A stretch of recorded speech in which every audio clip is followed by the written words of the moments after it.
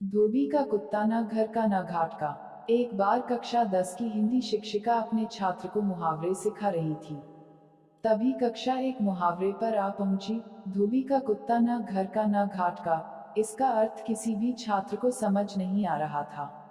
इसलिए अपने छात्र को और अच्छी तरह से समझाने के लिए शिक्षिका ने अपने छात्र को एक कहानी के रूप में उदाहरण देना उचित समझा। उन्होंने अपने छात्र को कहानी कहना शुरू किया। कई साल पहले सज्जनपुर नामक नगर में राजू नाम का लड़का रहता था। वह एक बहुत ही अच्छा क्रिकेटर था। वह इतना अच्छा खिलाड़ी था कि उसमें भारतीय क्रिकेट टीम में होने की क्षमता थी। वह क्रिकेट तो खेलता पर उसे दूसरों के कामों में दखल अंदाजी करना बहुत पसंद था। उसका मन दृढ़ नहीं था, जो दूसरे लोग करते थे वह वही करता था। यह देखकर उसकी माँ ने उसे समझाने की बहुत कोशिश की कि यह आदत उसे जीवन में कितनी भारी पड़ सकती है, पर वह नहीं समझा। समय बीतता गया और उसका अपने काम के बजाय दूसरों के काम में दखल अंदाजी करने की आदत ज्यादा हो गई। जब भी उससे क्रिकेट का अभ्यास होता था तभी उसके दूसरे दोस्तों को अलग खेलों का अभ्यास रहता था।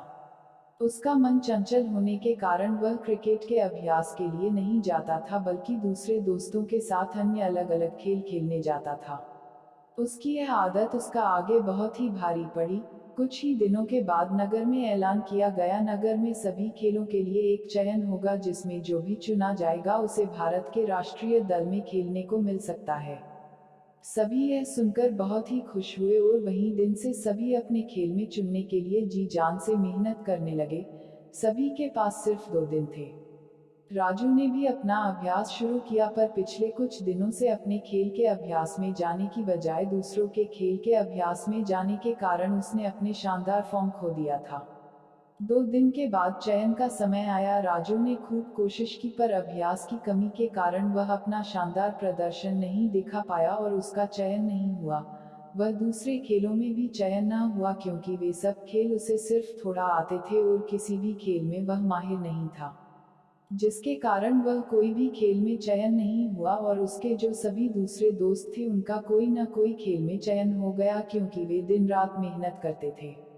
अंत में राजू को अपने सिर पर हाथ रखकर बैठना पड़ा और वह धोबी के कुत्ते की तरह बन गया, जो न घर का होता है न घाट का। इसी तरह इस कहानी के माध्यम से सभी बच्चों को इस मुहावरे का मतलब पता चल गया।